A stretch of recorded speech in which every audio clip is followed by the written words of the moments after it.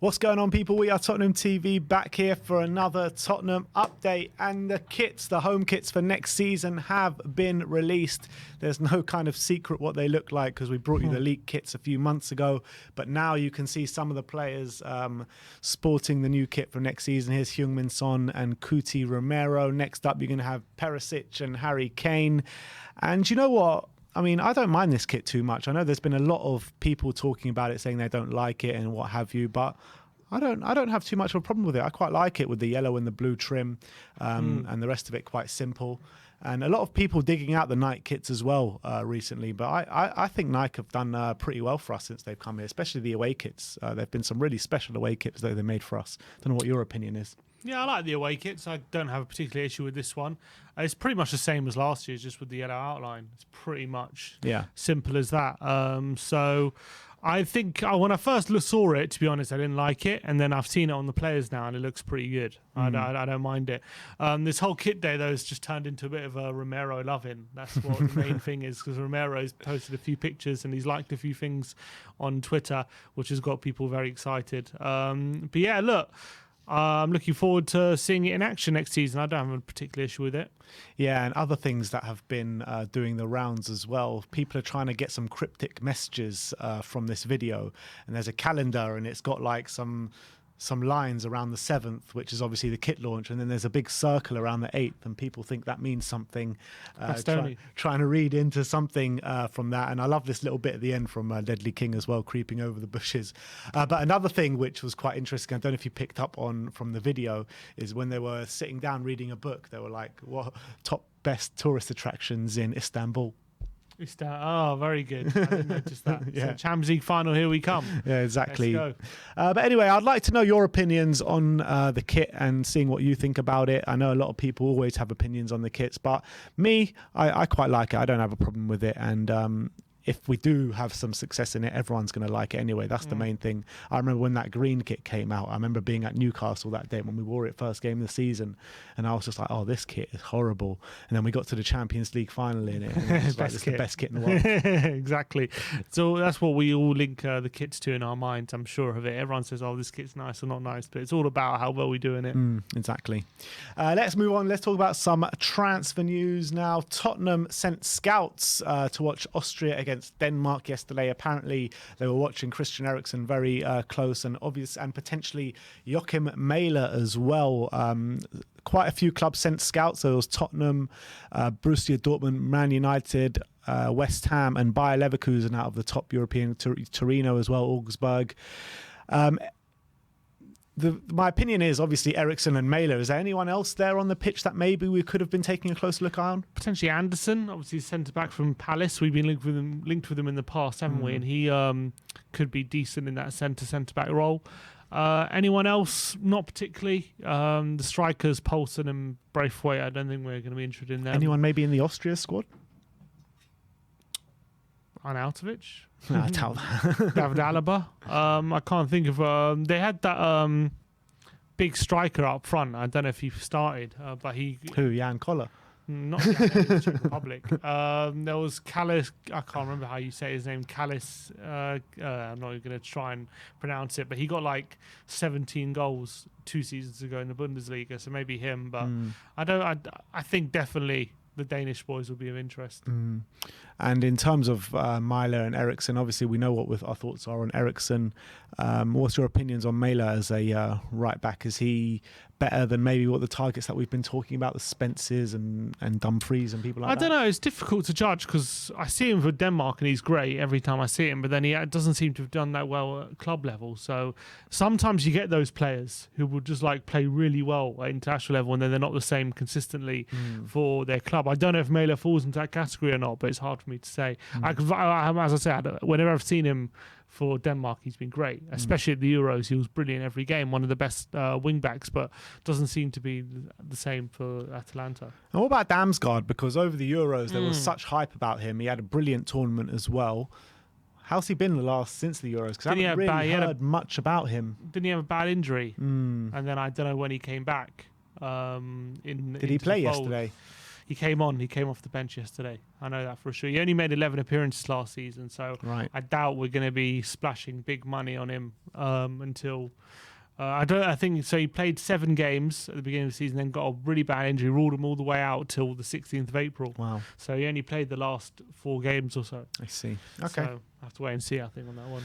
Well, let's move on as Dharmesh Seth of Sky Sports has been talking about Bastoni to Tottenham, and he says Tottenham in talks with Inter Milan to sign central defender Alessandro Bastoni. Antonio Conte and Paratici keen to get the majority of the transfer business done before the pre-season. Bastoni played for Conte when Inter won Serie A in 2021. And this is quite contradictory to what Fabrizio Romano was saying yesterday, and he was saying that the clubs are not really talking and no bid has gone in just yet. Well, it doesn't say there's a bid come in, but I think look, apparently according to something I read, that Inter Milan officials had transfer planning talks yesterday on Monday. So maybe this is a consequence of that. Maybe the ball's starting to roll.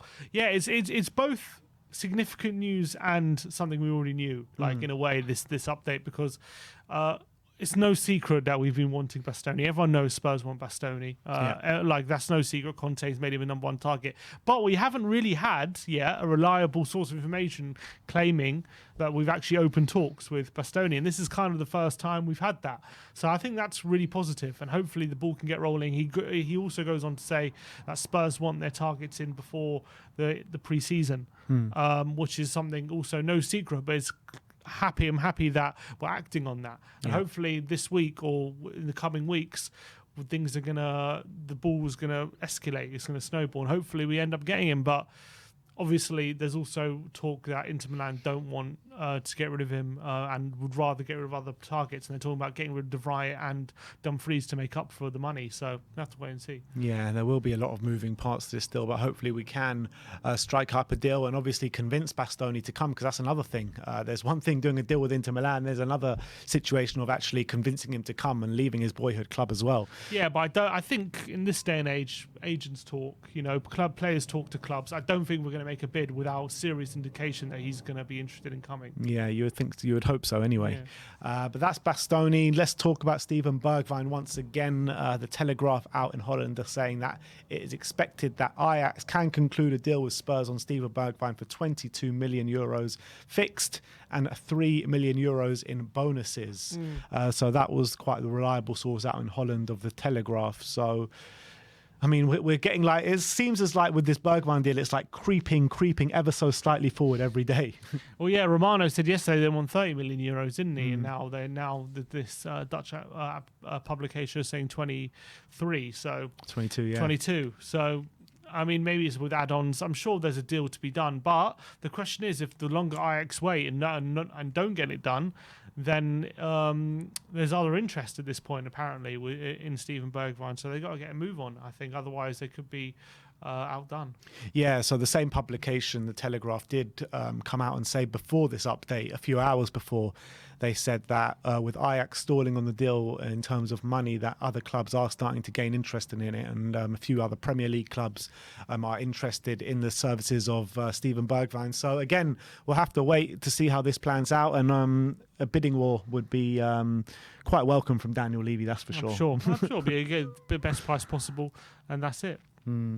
Next up, Japhet Tanganga and Gianluigi Longari says that Milan, Napoli and Inter all like Tanganga. There is nothing advanced yet on any front, but he is drumming up a bit of interest, which is quite surprising to me, although you did have last January, was it, that Milan were quite interested in him, or it was beginning of the season actually.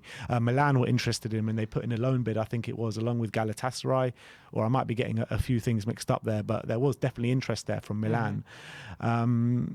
Tanganga, I don't get it though, because he can't get on the pitch anywhere near enough. He hasn't shown what he's really about. I don't get the whole interest from Serie A, really. Well, just what he's shown, I guess, when he has been on the pitch. I mean, he did go through an iffy period in January when he was playing a lot of football and didn't do very well. You do have to remember, though, he started the season with a great performance against Man City, and he's had some strong performances previously against the likes of Liverpool. So I mean, on a loan deal, it's low risk, isn't it? And they've seen the success with Smalling, with Tomori. A few English defenders have gone to Serie A and done really well. So maybe they're thinking they can repeat the trick and get another one who not quite fancied, and maybe they can make more out of him. I think he might do well in Serie A, Tanganga, and I do think he could be due I think he could be due a loan move, to be fair, because I think at the moment he's not going to get the game time at Spurs to really progress how he wants. So I think a loan move is probably best for him. Yeah, I'd agree with that. Check back for our previous video where we spoke about who we would like to sell, and we did a whole Football Manager Tottenham situation where we had 150 million to spend, and we did do our own transfers, ins and outs. But last but not least, Joe Rodon, Matt Law saying today that Nottingham Forest could be a possible destination for Joe Rodon this summer, and that's a transfer that really makes sense to me, and it'll probably be at a fee that Forest can afford, and he'll be a good signing for Forest. Yeah, definitely, and obviously he's done really well for Wales recently as well. I think for a team just coming up from the Championship, he provides probably good value and good potential as well, good age. So it makes sense. I think go to Forest either for just a permanent or with a loan with an option to buy. That makes sense for all parties, I think. Absolutely. So that is your Tottenham update for today. Let me know in the comment section below if you have any thoughts regarding any of the news stories we brought to you today. Let us know what you think of the new home kit as well. Thank you everyone for watching. Like, subscribe and comment. And as always, come on you Spurs.